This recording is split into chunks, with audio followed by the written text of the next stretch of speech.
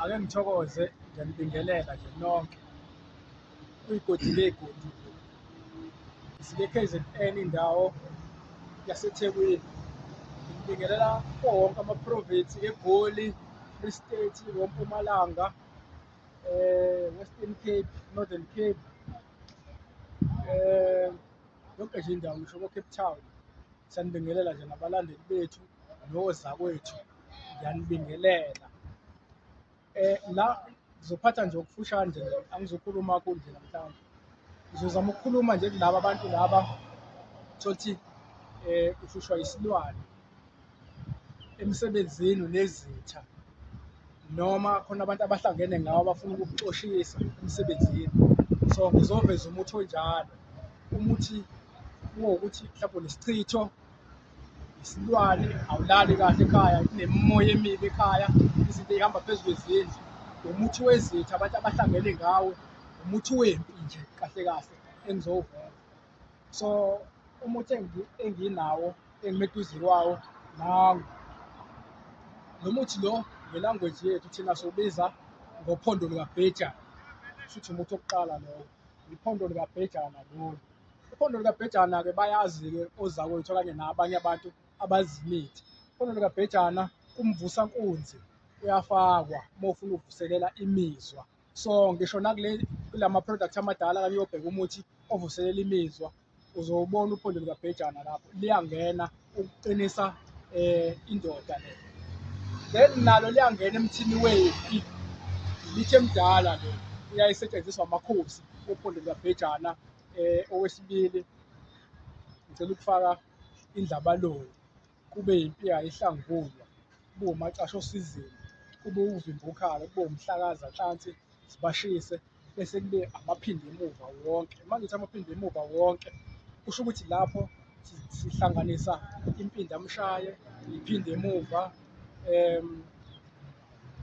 intonga kamaphindisi, ileyo mithi enjalo uma ngithi amaphinde emuva wonke. Bese sithi la unukani, inyongwana, umzungulu, kube yisehlulamanye, emva kwesehlulamanye kube ubhoqa, ngazi noma bese ngikufakile yini, kube ugodide, kube umthunyelelo. Mhlawumbe iwu-14 le mithi engiyibalile. Le mithi le uyayigqula ibe fine. Uma kuwukuthi ubhekene nempi, imithi ekade ikhona vele le ekade isetshenziswa, ufike nje uyigqule ibe fine, uyifake ku-20 litre, uyigeje into engangesandla, uyifake yonke ku-20 litre.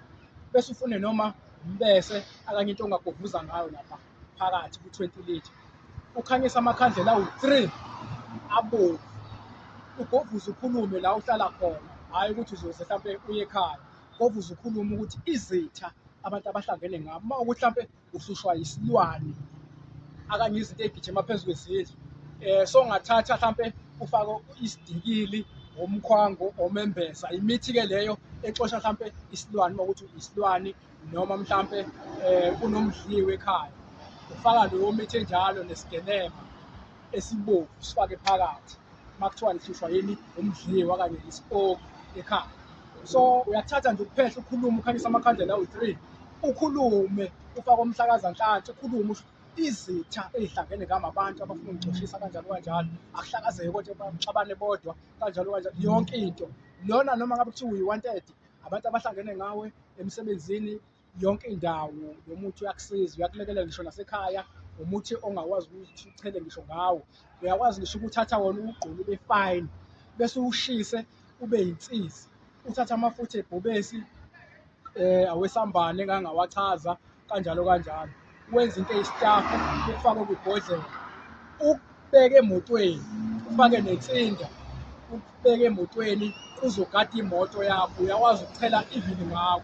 So ngesikhathi uphehla, uyaphehla nje bese uyaphuma uyogezela ekupheleni kwegceke noma ugezele endlini. Uma ugeze uyakhuluma la kulo muthi ngithi impi, abantu abahlangene ngami abafuna ukungixoshisa, abantu abakanje konke nje ngithi akuphinde la kuvela khona.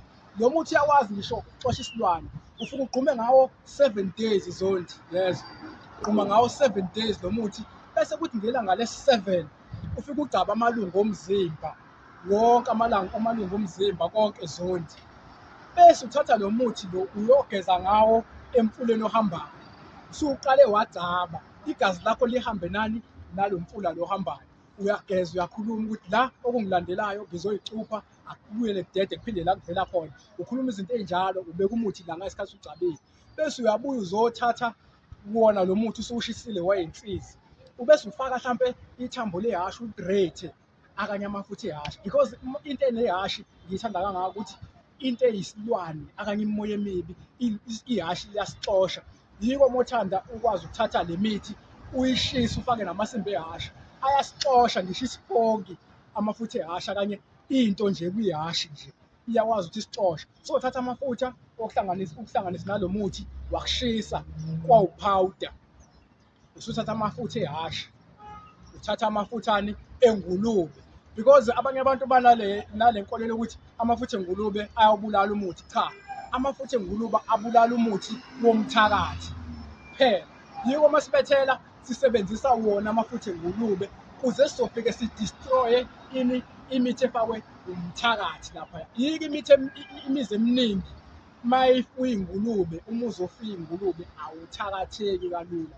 Yini? Yingoba ingulube iqinisile lapha. Umuzi onamagalikuni akanye amagalikuni izulu alingeni because ilona eliprotectayo elivikayo igalikuni uma ukuthi kuze izulu akanye umbani ngesimo esingesihle kahle. Ngicela ukuma nje khona la uma ukuthi hlampe ufuna le product siyakwazi ukuthi sikuposele uyithole bese sikuchazele. Lo muthi lo uyagquma, uyageza, uyaphalaza. Uma uthanda uthatha impinda nje uyisike ibe ngaka impinda, isika nje ibe ngaka impinda, uyisike ibe ngaka bese ufake iy'naliti la, ufake iy'naliti la, ufake iy'naliti ngala, ufake inaliti ngala, zibe u-4. Uma ugquma ufake yona la emthini, ugobuze ngombese. Uma ugquma uyakwazi futhi ukwenza ukhamba lempi, uyakwazi ukugquma futhi ufake impinda phakathi. Then ngosuku lokugcina lesihlanu uyomba umgodi ekupheleni kwegceke, ufake impinda yakho le uphalazela khona, uthatha insila yakho obukade ugquma ngayo nophalaze ngayo ufaka phakathi emgodini. Angingasavezi ulwazi oluningi ngoba sengilivezile sonke. Ake ngithokoze bazalwane.